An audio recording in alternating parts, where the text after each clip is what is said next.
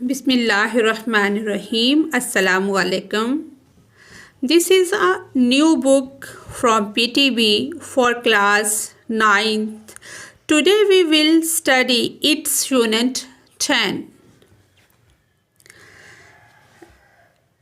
In today's video, I will explain the complete exercise to you. If you find any guidance, any help from my video, then explain, like and subscribe. I will try my best not to skip anything, inshallah. यहाँ से हमारी जो है exercise वो start हो रही है. Let's start our exercise. Reading and critical thinking, पढ़ना और तनकीदी सोच. Answer the following questions. दरअसल सवालों के जवाब दें. The first question is, why is the predator-prey relationship between the snow leopard and the markhor important from the ecosystem? For the ecosystem के जो शिकार है और शिकारी का ताल्लुक है बर्फ़ानी चीते और मारखोर के दरमियान, शिकारी और शिकार का ताल्लुक माहौलियाती निज़ाम के लिए क्यों अहम है, क्यों इम्पोर्टेंट है? इसका आंसर है, the predator prey relationship maintains the natural balance. के शिकारी और शिकार का ताल्लुक माहौलियाती निज़ाम के दरमियान ऑफ द इकोसिस्टम, जो माहौलियाती निज़ाम है उसमें क्या करता है, तवाज़न को बरकरार रखता है. By regulating the population of herbivores. Herbivores जो सब्ज़ी खोर हैं, लाइक द मारखोर, जैसे मारखोर है.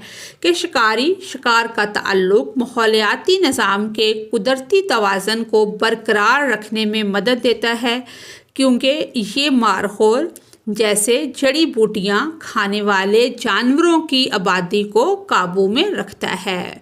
Which in turn help keep the plant life balanced in the mountain region, जो कि पहाड़ी इलाकों में पौधों की ज़िंदगी को मुतवाज़न रखने में, बैलेंस्ड रखने में मददगार साबित होता है. The second question is, how do the snow leopard and the markhor's adaptation help them survive in the mountains? के बर्फ़ानी चीता और मारखोर की जो मुवाफ़क़तें हैं उन्हें पहाड़ों में ज़िंदा रहने में किस तरह मदद देती हैं? इसका आंसर है, the snow leopard has wide fur covered paths to walk on snow without sinking. के बर्फ़ानी चीते के पास बर्फ़ पर चलने के लिए चौड़े जो खुर होते हैं, लॉन्ग जो उसके पंजे होते हैं वो चौड़े होते हैं. लॉन्ग टेल उसकी जो लंबी धुम होती है फॉर बैलेंस, वो तवाज़न बरकरार रखती है. And thick food to survive the cold, और सर्दी से बचने के लिए घनी खाल होती है. The markhor has wide hooves to climb cliffs and a coat that change with the season. और जो मारखोर है उसके पास चट्टानों पर चढ़ने के लिए चौड़े खुर होते हैं और ऐसा कोट होता है जो मौसमों के साथ, सीजन्स के साथ तब्दील होता है. Offering warmth in winter and shedding in summer, जो सर्दियों में गर्मी फराहम करता है और गर्मियों में वो कोट जो है, वो लंबे बाल जो होते हैं वो झड़ जाते हैं, जिसकी वजह से उसे गर्मी नहीं लगती. जिस तरह से सर्दियों में हम कोई मोटा कपड़ा, कोट या जर्सी पहनते हैं तो हम सर्दी से बच जाते हैं. इसी तरह से अगर हम देखें कि गर्मियों में हम जर्सी वगैरह क्यों नहीं पहनते, क्योंकि उससे क्या होता है, हमें और गर्मी लगती है. तो सर्दियों के लिए मोटे कपड़े, मोटा कोट, ये सब कुछ नेचुरल की तरफ से, अल्लाह ताला की तरफ से उसे मिला है, जो उसको प्रोटेक्ट करता है सर्दी में भी और गर्मी में भी. The third question is, what are the benefits and potential concerns of community-led conservation programs like trophy hunting?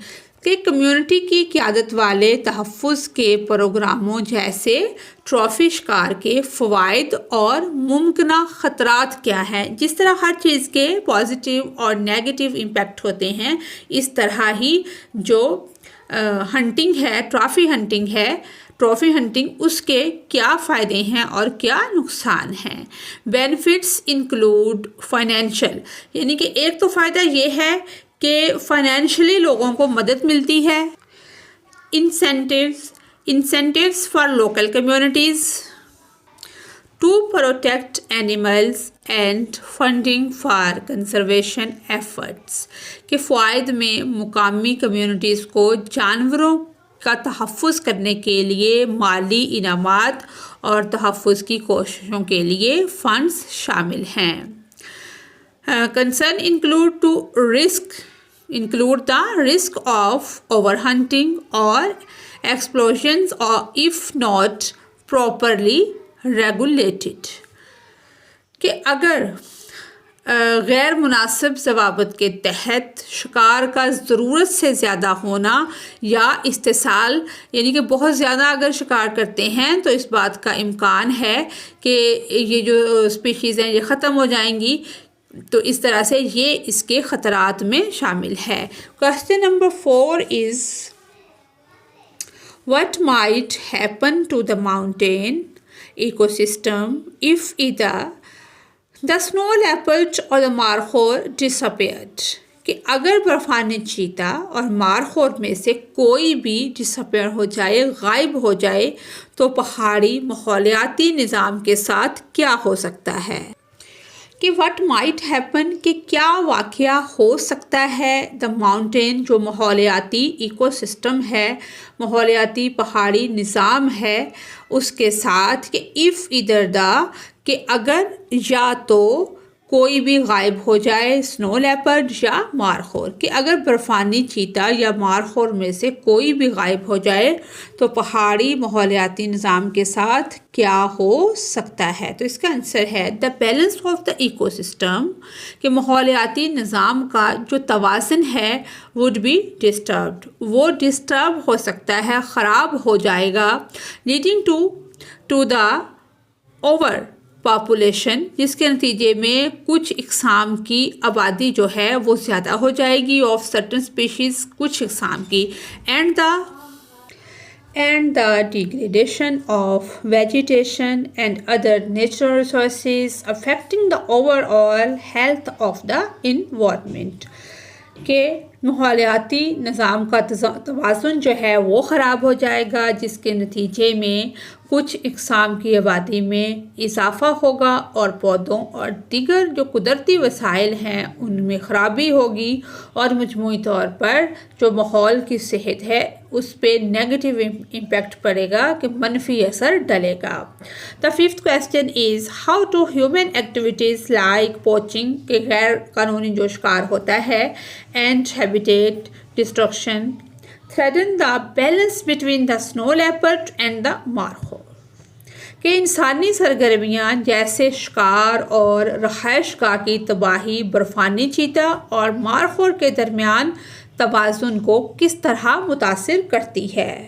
तो इसका आंसर है poaching and habitat destruction reduce the population of both species, के शिकार और रहायशगाह की तबाही दोनों इक़साम की आबादी को कम कर देती है, डिस्टर्बिंग देयर नेचुरल रोल्स, उनके जो कुदरती माहौलियाती निज़ाम को बरकरार रखने के लिए नेचुरल रोल होता है इन द इकोसिस्टम, माहौलियाती निज़ाम का, एंड थ्रेटनिंग देयर सर्वाइवल, के शिकार और रहायशगाह की जो तबाही है दोनों इक़साम की आबादी को कम कर देती है, जिससे इनके माहौलियाती निज़ाम में कुदरती किरदार जो है, नेचुरल रोल जो है वो मुतासिर होता है और इनकी बका को ख़तरा लाहक होता है। तो question number 6 is how is the markhor adapted to living in mountainous region, कि मारखोर पहाड़ी इलाकों में रहने के लिए मुवाफिक है, किस तरह से मुवाफिक है। इसका आंसर है the markhor has wide hooves, for climbing cliffs, कि इसके पास चौड़े चौड़े पंजे होते हैं जो इसको ढलवानों के ऊपर चढ़ने में मदद करते हैं। And its coat changing with the season, और इसका जो कोट है वो मौसम के साथ तब्दील होता है। प्रोवाइडिंग वार्मथ इन विंटर, जो कि सर्दी में इसको गर्मी फ्राहम करता है। एंड शेडिंग इन समर, और गर्मियों में उतर जाता है। Question number 7 is what more can be done to raise awareness about protecting endangered species like the snow leopard and the markhor, कि बर्फानी चीता और मारखोर जैसे ख़तरे में मुब्तला जानवरों के तहफ़्फ़ुज़ के बारे में आगाही बढ़ाने के लिए क्या क्या हो सकता है। मोर एजुकेशन कंपेन्स, के मज़ीद तलीमी मुहिम्मात जो हैं कंपेन्स जो हैं वो चलाई जाएँ।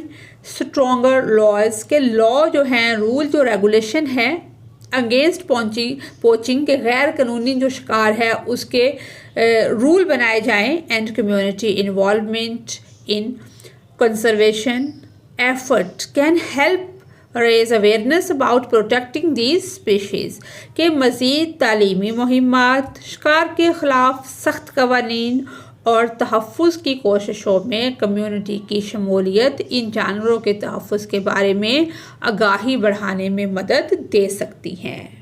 Question number 8 is how did the description of the snow leopard and the markhor impact your understanding of these animals and their environment? बर्फानी चीता और मारखोर की वजाहत ने इन जानवरों के माहौल के बारे में आपकी तफहीम पर क्या असर डाला है। तो इसका आंसर है the description highlights their unique adaptation to survive in harsh environments, emphasizing the importance of conserving their habitats and understanding their role in maintaining the balance of the ecosystem, कि इस वजाहत से इन जानवरों के सख्त माहौल में ज़िंदा रहने की मवाफ़क़तों का पता चलता है और इनके रहायशी माहौल के तहफ़्फ़ुज़ और माहौलियाती निज़ाम के तवाज़ुन को बरकरार रखने में उनके किरदार की जो अहमियत है उसको उजागर करता है। नेक्स्ट बी पॉइंट है choose the correct option of each question for each question, के हर क्वेश्चन के लिए जो करेक्ट ऑप्शन है उसका हमने इंतखाब करना है। The first statement is what might be the long term impact on the ecosystem if the snow leopard were to become extinct होता है मादूम होना, कि क्या लॉन्ग टर्म इम्पैक्ट असर पड़ सकता है हमारे माहौलियाती निज़ाम पर अगर स्नो लेपर्ड जो है बर्फ़ानी चीता और जो है वो हमारे इस सिस्टम से मादूम हो जाए। तो इसका जो करेक्ट आंसर है, बेस्ट आंसर है वो ये है the population of herbivores like the markhor would increase, कि क्या होगा जो मारखोर की तादाद है वो बढ़ जाएगी लीडिंग टू ओवरग्रेजिंग, जो कि ओवरग्रेजिंग को तरजीह देगी। The second statement is how do community-based conservation efforts such as trophy hunting benefit both wildlife and local communities या people, कि जो ट्रॉफ़ी हंटिंग बेनिफिट्स हैं वो वाइल्ड लाइफ के लिए, जंगली हयात के लिए और लोकल लोगों के लिए, आम लोगों के लिए किस तरह से फ़ायदेमंद हैं। तो इसका जो करेक्ट आंसर है या बेस्ट आंसर है वो ये है दे जनरेट इनकम, ये इनकम पैदा करते हैं फॉर लोकल्स, आम लोगों के लिए, एंड फंड, और इससे जो फंड जमा होता है वाइल्ड लाइफ, वो जंगली हयात की प्रोटेक्शन एफ़र्ट्स, उसकी तहफ़्फ़ुज़ की जो कोशिशें हैं, एफ़र्ट्स हैं, वो हम इसके साथ कर सकते हैं। Third statement is what lesson can be learned, कि हमने क्या सबक सीखा from the successful conservation efforts of the snow leopard and the markhor. तो correct answer is involving local communities, कि अगर हम लोकल कम्युनिटीज़ को इन्वॉल्व करते हैं in conservation efforts lead to better outcomes, तो इससे हमें अच्छे आउटकम्स मिल सकते हैं। The fourth statement is why is the important, ये क्यों ज़रूरी है। It is important to maintain the balance, कि मेंटेन रखा जाए तवाज़न को बिटवीन प्रेडेटर के शिकार के दरमियान एंड प्रे और शिकारी के दरमियान in ecosystem like those of the snow leopard and the markhor, कि इस तवाज़न को बरकरार रखना क्यों ज़रूरी है शिकार और शिकारी के दरमियान। The correct answer is C, to keep behaviour populations in check, कि जो ये पॉपुलेशन है, इन दोनों की आबादी है, वो चेक बैलेंस रहता है एंड प्रोटेक्ट और हिफाजत रहती है वेजिटेशंस के, जो जड़ी बूटियाँ होती हैं वो जो खाते हैं वो भी प्रोटेक्शन उनसे होती रहती है। तो fifth statement is what is one potential drawback, कि कौन सा मौसर ड्रॉबैक है ऑफ ट्रॉफी हंटिंग का प्रोग्राम्स, जो ट्रॉफी हंटिंग प्रोग्राम्स हैं, even when they help conservation efforts. The best answer is they may prioritise financial gain, ये prioritise करता है फाइनेंशियल गेन को over the welfare of animals, कि जब आपके पास फंड्स होंगे तो आप जानवरों की फलाह बहबूद पे उनको अच्छे तरीके से खर्च कर सकेंगे। The C point is read the following text, ये वाला टेक्स्ट हमने रीड आउट करना है एंड पुट रेलिवेंट इंफॉर्मेशन, और जो रेलिवेंट इंफॉर्मेशन है इनटू द ग्राफिक ऑर्गेनाइजर, ये नीचे एक ग्राफिक ऑर्गेनाइजर दिया हुआ है जिसमें प्रॉब्लम्स हैं, एनालिसिस है, सलूशन है, इफ़ेक्ट है, काज वजूहात है। यहाँ पे इस इंफॉर्मेशन को हमने पुट करना है। पहले इसको हम रीड आउट करते हैं कि there is a serious threat, ये एक सीरियस मसला है to the snow leopard and the markhor in Pakistan mountains, के पाकिस्तान के पहाड़ों में बर्फ़ानी चीता और जो लेपर्ड है ये एक बहुत सीरियस मसला है। पोचिंग एंड हैबिटेट, जो गैर कानूनी हंटिंग है, loss have decreased their numbers, कि ये जो गैर कानूनी हंटिंग होती है या उनकी रहाइश गाह का मसला होता है, इससे वो तादाद में कम होते जाते हैं। Snow leopards are also killed by herders, snow leopard जो है वो भी किल किए जाते हैं, उनका कत्ल किया जाता है। जो लोग हर्डर्स होते हैं प्रोटेक्टिंग, के वो प्रोटेक्शन करते हैं देयर लाइफ स्टॉक्स, जो उनके जानवर वगैरह को बर्फ़ानी चीते खाते हैं तो वो क्या करते हैं, उन चीतों को कत्ल कर देते हैं, मार देते हैं। These problems lead to an imbalance, ये प्रॉब्लम तवाज़न को बिगाड़ देते हैं इन द इकोसिस्टम, माहौलियाती निज़ाम का जो तवाज़न है वो इस वजह से बिगड़ता है। विदाउट स्नो लेपर्ड्स, बग़ैर बर्फ़ानी चीतों के, द मारखोर पॉपुलेशन, जो मारखोर की आबादी है, कैन इंक्रीज, वो बढ़ सकती है, causing overgrazing and damaging the environment, overgrazing हो जाएगी जिससे इन्वायरमेंट जो है, माहौल जो है वो उसको डैमेज होगा, नुकसान होगा। कंजर्वेशन एफर्ट्स इंक्लूड, जो इसकी हफाजती तदाबीर हैं कि वो हम किस तरह से कर सकते हैं, उसमें शामिल है ट्रॉफी हंटिंग प्रोग्राम्स, कि ट्रॉफी हंटिंग के प्रोग्राम्स मुनक़्क़िद कराए जाए। डेट हेल्प, वो क्या करते हैं, प्रोटेक्ट करते हैं वाइल्ड लाइफ को। Compensation for herders also reduce the killing of snow leopards, जो हमारे हर्डर्स हैं हम उनसे कंपनसेट करें, बातचीत करें कि वो इनको कत्ल ना करें। जैसे हमने सबक में भी पढ़ा था कि अगर उनका नुकसान होता है तो वो फंड से उनका नुकसान जो है वो पूरा किया जाए। कि दीज एक्शन, ये वाले जो एक्शंस हैं, aim to save both the species, कि दोनों नस्लों का तहफ़्फ़ुज़ करेंगे अगर ये इक़दाम हो जाते हैं, एंड प्रोटेक्ट द इकोसिस्टम, और माहौलियाती निज़ाम का जो तवाज़न है वो भी नहीं बिगड़ेगा। इसमें जो प्रॉब्लम्स हैं वो ये हैं कि threat to snow leopard and markhor in Pakistan mountain, और इसका जो इफ़ेक्ट है poaching the habitat, loss,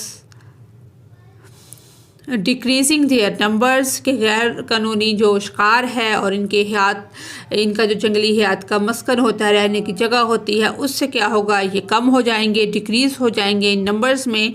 snow leopards kills by herders protecting livestock, कि इनको कत्ल कर दी जाता है, हर्डर्स इसको मार देते हैं अपने लाइफ स्टॉक का दिफा करने के लिए। और इफ़ेक्ट ऑन इकोसिस्टम, इकोसिस्टम पे इसका जो असर पड़ेगा कि इम्बैलेंस हो जाएगा इन the ecosystem if snow leopards disappear, अगर ये गायब हो जाता है द मारखोर पॉपुलेशन, जो मारखोर की आबादी है में इंक्रीज़ में भी वो बढ़ जाए, ज़्यादा हो जाए, leading to overgrazing and environmental damage.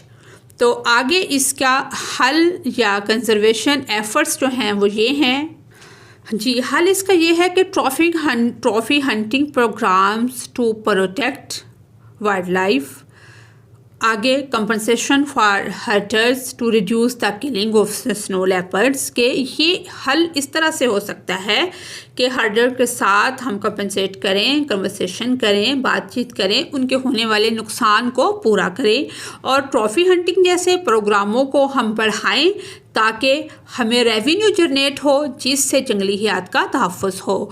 गोल यानी कि जो मकासद हैं, सेव, हमने दोनों स्पीशीज़ को सेव करना है, save both snow leopards and markhors, protect the ecosystem, कि जो माहौल है, जंगलाती माहौलियाती निज़ाम है, उसको भी प्रोटेक्ट करना है और लेपर्ड को, स्नो लेपर्ड को और मारखोर्स को भी प्रोटेक्ट करना है, उनकी तादाद को, उनकी स्पीशीज़ को नापीद नहीं होने देना।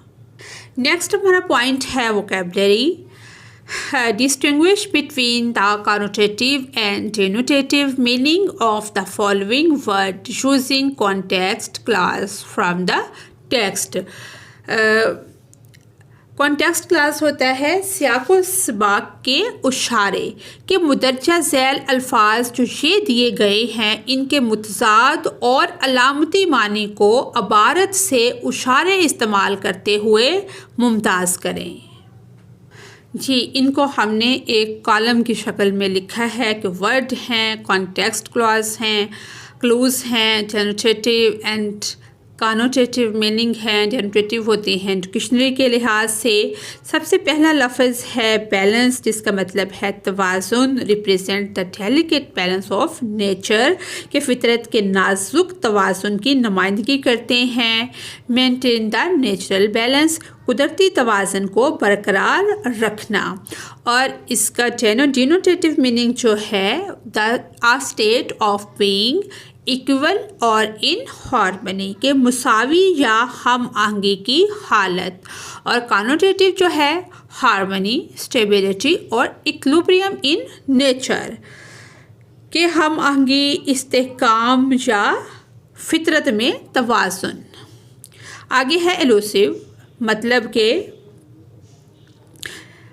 one of the most elusive animal on the planet, rarely seen by humans, के मुबहम होना। इलूसिव का मतलब होता है कि मुबहम होना, आसानी से ना मिल सकना, कि कुरा अर्श पर जो सबसे पुरजोश जानवरों में से एक या इंसानों की तरफ से शाज़ो नादर ही देखा जाता है। डिफ़िकल्ट टू फाइंड, जिसको पाना या तलाश करना मुश्किल हो। डिफ़ाइन और अचीव, यानी कि उसको हासिल करना, डिफाइन करना, उसको पाना मुश्किल हो। मिस्टीरियस, हार्ड टू ग्रेस्प और अंडरस्टूड, जिसको यानी कि अंडरस्टैंड करना भी काफ़ी ज़्यादा मुश्किल हो, जिस तरह से यानी कि इसकी रवायात, सकाफ़त या तारीख़ जो है वो नस्लों से गुज़रती है। इसी तरह से नेक्स्ट वर्ड है हेरिटेज, जिसका मतलब है विरसा। The markhor holds a special place in Pakistan's cultural and environmental heritage, कि मारखोर पाकिस्तान के सकाफ़ती और माहौलियाती विरसे में एक ख़ास मुकाम रखता है। नेक्स्ट जो है द ट्रेडिशंस, कल्चर और history passed down through generations, के रवायात, सकाफ़त या तारीख़ नस्लों से गुज़रती है। Cultural significance, national pride of legacy, सकाफ़ती अहमियत, कौमी फ़ख्र या मिरास। आगे है प्रीडेटर यानी कि शिकारी। Snow leopard are a top predator in the ecosystem. Relies on markhors for food के बर्फानी चीते माहौलियाती निज़ाम में एक आला शिकारी हैं। खाने के लिए मारखोर पर इन्हिसार करते हैं। An animal that kills and Yeats other animals कि वो जानवर जो दूसरे जानवरों को मारता और खाता है। अ डोमिनेंट पावरफुल और dangerous force in the ecosystem कि माहौलियाती निज़ाम में एक गालब ताकतवर या ख़तरनाक क़ुव्वत। जो एंड वाला हमारा लफ्ज़ है वो है वेलनरेबल, जिसका मतलब है कमज़ोर। Both the species remain vulnerable, continuing efforts and needed to protect their habitats कि दोनों जो जानवर हैं उनको ख़तरा लाहक है। इनकी रहायशगाह की हिफाजत के लिए मुसलसल कोशिशों की ज़रूरत है। कैपेबल ऑफ बीइंग हार्म्ड और अटैक्ड। आगे एट रिस्क, इंडेंजर्ड और नीडिंग प्रोटेक्टिंग फ्रॉम डेंजर यानी कि इसका मतलब है कि नुकसान पहुंचाने या हमला करने के काबिल होना। कैपेबल ऑफ बीइंग हार्म्ड और अटैक्ड और इसका मतलब है कि ख़तरे से दो चार या ख़तरे की तहफ़्फ़ुज़ की ज़रूरत है। नेक्स्ट क्वेश्चन है हमारा ग्रामर का। इसमें है हैफिनेटेड नाउन्स एंड एडजेक्टिव्स। अब हम देखते हैं कि हाइफन क्या है। You can see a small dash. A hyphen is used to join. ये स्मॉल डैश जो है ये यूज़ होती है ज्वाइन करने के लिए टू और मोर वर्ड, दो या दो से ज़्यादा अल्फाज को टुगेदर इकट्ठा करने के लिए, to form a single idea. This can happen with both nouns. ये वाक़या हो सकती है दो नाउन्स के दरमियान एंड एडजेक्टिव्स और जो इस सिफ्त होते हैं उनके दरमियान। Hyphens are specially helpful when two words work together as a single unit कि दो लफ्ज़ जब एक सिंगल यूनिट के तौर पर काम करते हैं तो वहाँ पे ये हेल्पफुल होती है। और व्हेन या जब a compound adjectives appears before the noun. Compound adjective जो हैं वो आ जाते हैं नाउन से पहले। यानी कि इसकी एग्जांपल्स दी हुई हैं कि hyphenated noun. Some compound nouns use hyphens to connect word, making them one concept. के दो जो हैं कंपाउंड नाउन उनको हाइफन से कनेक्ट कर दिया जाता है और वो मेकिंग देम कौन सा कॉन्सेप्ट बनाते हैं। वन कॉन्सेप्ट, एक कॉन्सेप्ट बनाने के लिए उनको जोड़ दिया जाता है। जैसे इसकी एग्जाम्पल है मदर इन लॉ, सास, जिसको हम कहते हैं वेल बीइंग के बेहतरी के लिए। इन दोनों लफ्ज़ों को एक बनाने के लिए हमने इनको हाइफन लगा के जोड़ दिया है। Hyphenated adjectives compound adjectives two और more words that describe a noun कि दो या दो से ज़्यादा लफ्ज़ जो नाउन को डिस्क्राइब करें आर ऑफन हाइफिनेटेड। हाइफिनेटेड उनको भी अक्सर जोड़ दिया जाता है specially when they come before a noun, ख़ास तौर पर जब वो नाउन से पहले आते हैं। इसकी एग्जाम्पल है a well known author, a high speed train, word with the letter string OUGH यानी कि वो लफ्ज़ जो OUGH से बनते हैं। ये जो लेटर है OUGH ये इंग्लिश में मुख्तलिफ़ तरीके से प्रोनाउंस होते हैं। इनकी प्रोनाउंस जैसे ये है दो, THO दो, लेकिन लिखा इसको जाता है THOUGH। इस तरह से थ्रो, THROUGH थ्रो। इस तरह से रफ, ROUGH रफ, इनफ। इसी तरह से ये लफ्ज़ है यानी कि थॉट, सोचना। ये बोल ऐसे होता है थॉट और लिख ऐसे होता है। सबसे पहले हमने करना है कि हाइफन को ऐड करना है जो सेंटेंसेस दिए हुए हैं। First sentence the editor in chief. Editor से बाद और इन से बाद हमने दो छोटी छोटी लाइनें लगाई हैं जो हाइफन कहलाती हैं।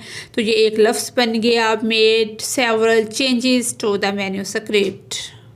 इसके बाद वेल रिटन के दरमियान हमने लगाया है, यहाँ पे आएगा, और स्टेट ऑफ द आर्ट यहाँ पे लगेगा। Part time, he works as a part time teacher यहाँ पे आएगा। माई ब्रदर इन लॉ यहाँ पे आएगा, is visiting this weekend.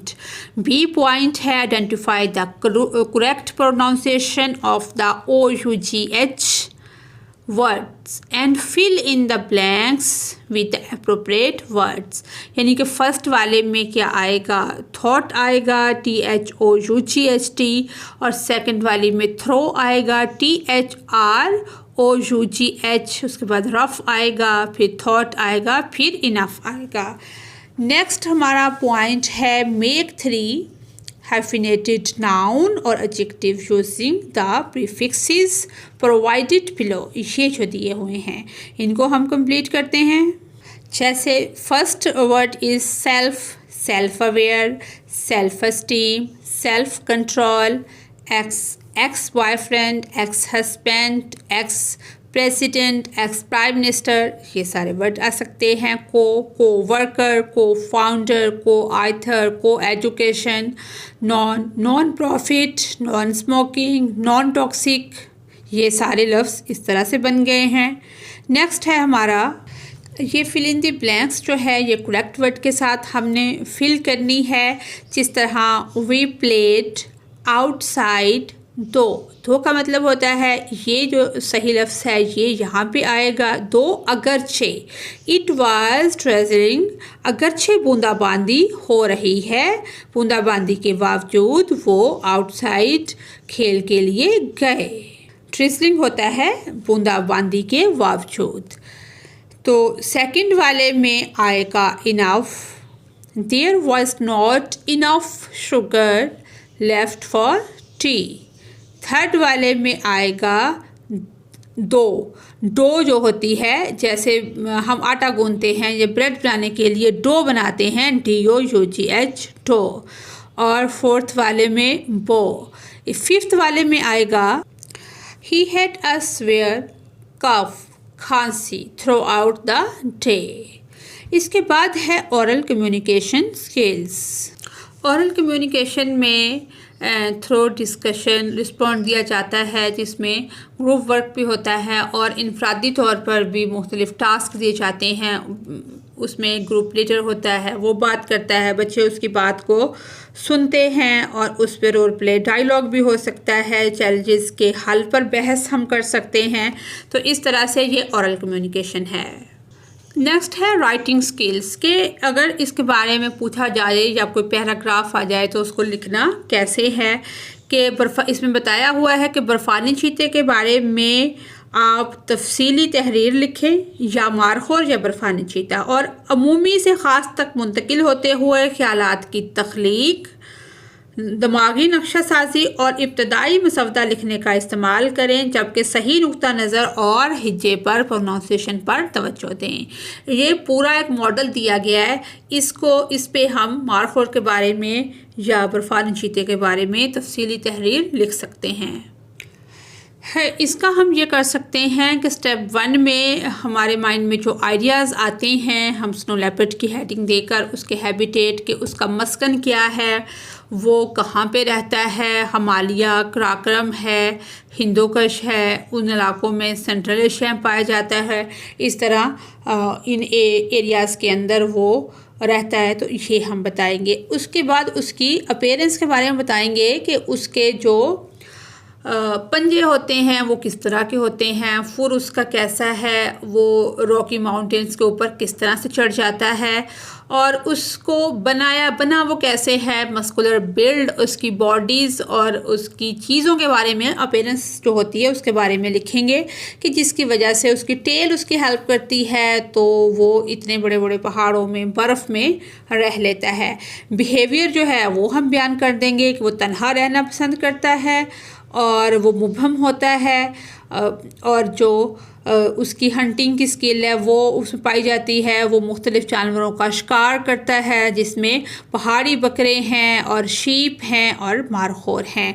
Importance क्या है कि ये हमारे माहौलियाती निज़ाम के लिए ज़रूरी है कि इसको हम बरकरार रखें ताकि क्या हो, माहौलियाती निज़ाम जो है वो बेहतर रहे, जो इकोसिस्टम है।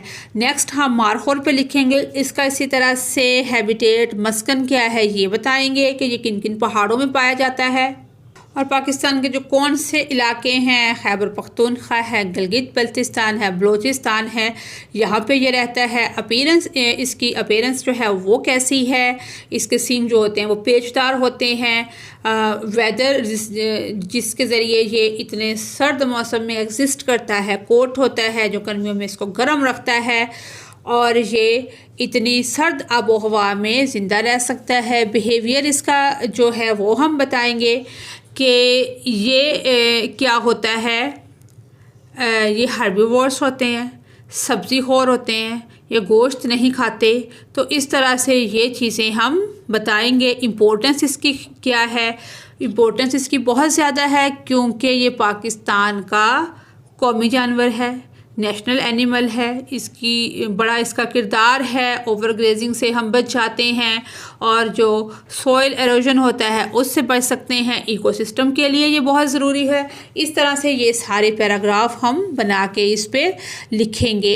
अगर हम इसको देखें कि prompts to help your brainstorm कि स्नो लेपर्ड क्या है, कि फ़र्स्ट ऑफ ऑल लोग जो नोटिस करते हैं वो क्या है, इसकी स्पॉटेड इसका कोट होता है, उसके ऊपर इसके जो बड़े बाल होते हैं लंबे लंबे, और इसकी ब्लू आइज़ जो होती हैं चमकीली सी, वो लोग देखते हैं, जिसकी वजह से ये ब्लेंड होता है स्नोई इन्वायरमेंट में, और इसका मस्कुलर बिल्ड ऐसा होता है कि ये उस माहौल में ज़िंदा रह सकता है। इसके बाद मारखोर की जो चीज़ें होती हैं कि इसके जो सींग हैं वो पेचदार होते हैं, और ये माउंटेन्स में उस माहौल में ज़िंदा रह सकता है। तो ये हम बता देंगे। आगे है अडोप्टेशन के snow leopard and their thick food and large files to stay warm and move easily. वो उसको गर्म रखते हैं, इजीली मूव करने में मदद करते हैं। जो उसकी चीज़ें होती हैं कि वो इतने बड़े पहाड़ों में, इतने ऊंचे ऊंचे पहाड़ों में हम देखते हैं वो सीधा चढ़ जाता है अपने चौड़े पंजों की मदद से। आगे है इंट्रैक्शन विद इन्वायरमेंट के, इन्वायरमेंट के साथ उसका इंट्रैक्शन जो है वो क्या है, ये चीज़ें हम कुछ इसमें बता देंगे कि मारखोर जो है वो helps maintain the health of mountain slopes जो होती हैं, प्रिवेंटिंग करता है ओवर ग्रेजिंग के, हमारी चरागाहें जो हैं वो बैलेंस रहती हैं। स्टेप 2 में हम माइंड मैपिंग जो कर लेंगे, उसके हैबिटेट के बारे में जो चीज़ें इंपॉर्टेंट हैं उनको ले आएंगे आगे। अपीयरेंस है, अडॉप्टेशन है, उसका जो बिहेवियर है, इम्पोर्टेंस है, इसी तरह मारखोर की चीज़ें सारी आ जाएंगी। तो स्टेप 3 में हम देख लेते हैं कि इंट्रोडक्शन हम करवा लेंगे, जनरल इन्फॉर्मेशन देंगे, फिर बॉडी होती है पैराग्राफ की कि उसके जो उसकी बेसिक इन्फॉर्मेशन होती हैं कि इजीली रिकॉग्नाइज्ड वो नहीं होता, स्पॉटेड कोट होता है, मस्कुलर बॉडी होती है, लार्ज पास उसके पंजे जो हैं वो बड़े होते हैं, लॉन्ग टेल जो होती है वो उसकी बैलेंस को बरकरार रखती है। इसी तरह से ये सारी चीज़ें इसमें लिखेंगे। फिर बॉडी ऑफ पैराग्राफ 2 और 3 इसी तरह से कुछ चीज़ें हम इसमें ले आएंगे कि बहुत एनिमल्स जो हैं ये क्या है, बहुत सख्त माहौल में ये ज़िंदा रहते हैं, और इनकी जो बनावट है, इनके बाल हैं वो इनको ज़िंदा रखते हैं, मूव ये इजीली कर सकते हैं, और बहुत ज़्यादा बर्फ़बारी जब होती है उसको ये अबूर कर सकते हैं क्योंकि ये उसके अंदर धंसते नहीं हैं जो स्नो लेपर्ड होते हैं। ये चीज़ें लिख के फिर बॉडी पैराग्राफ 3 में बिहेवियर एंड इम्पोर्टेंस हम लिख देंगे।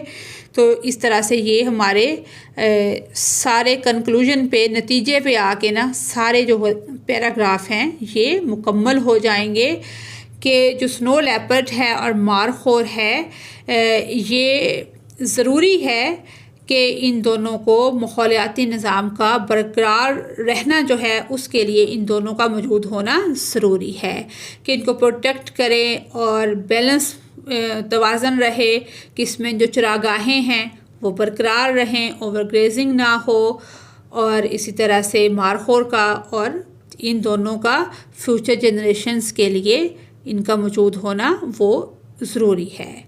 और पाकिस्तान के जो नेचुरल हेरिटेज सकाफती विरसा है तो उसके लिए भी, और फर्दर जनरेशन्स जो हैं, जिस तरह से बच्चे पार्कों में जाते हैं, देखते हैं, खुश होते हैं, तो ये जानवर भी जो नापीद हो जाते हैं, मसलन के कुरायर से गायब हो जाते हैं, ये ज़रूरी होता है। बहुत सारे जानवर ऐसे हैं जो पहले हुआ करते थे, अब नहीं हैं। इन सब चीज़ों के लिए इन दोनों जानवरों का होना ज़रूरी है। इसी के साथ ही हमारी आज की वीडियो भी मुकम्मल होती है। अगर आपको मेरी वीडियो से कोई रहनुमाई मिलती है तो मेरी वीडियो को लाइक और चैनल को सब्सक्राइब करें। Thanks for watching us.